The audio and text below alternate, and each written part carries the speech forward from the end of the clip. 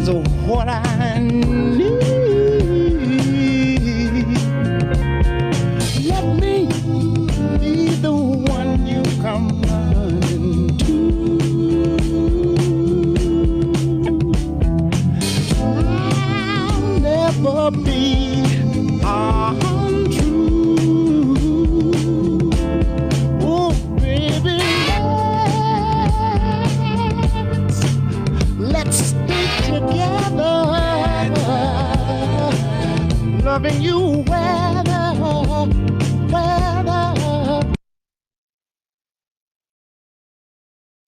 Times are good and bad, happy or sad.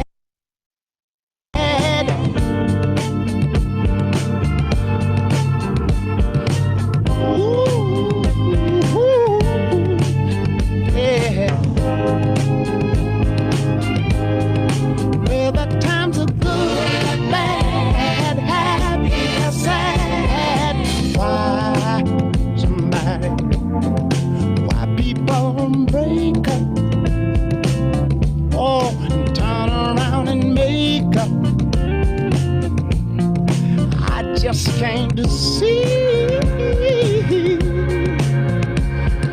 you'd never do that to me,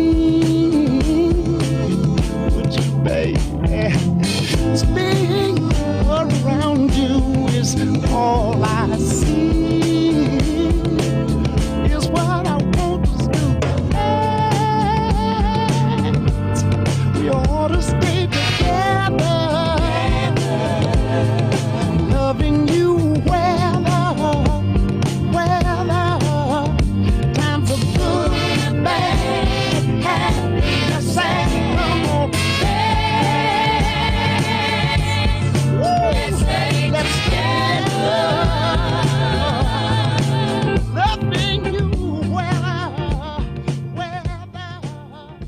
Times are good and bad.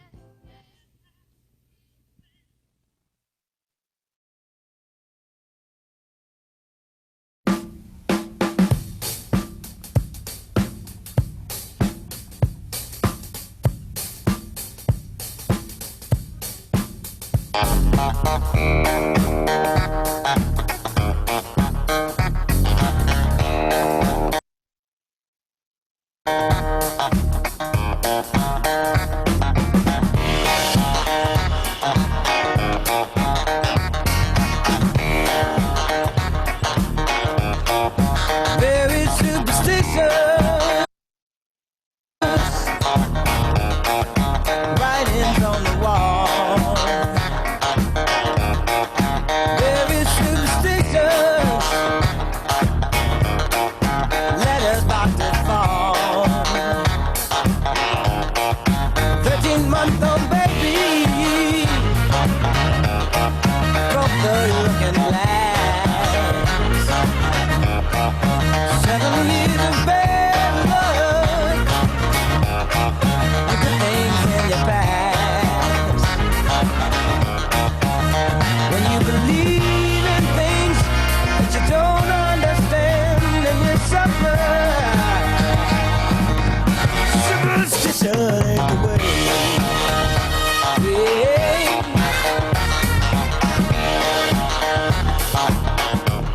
Ooh, very superstitious.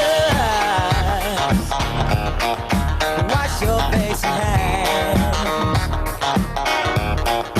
Let me go on the problem. Do all that you can. Keep me deep. Keep me going strong. You don't want to save me. Sad is the song.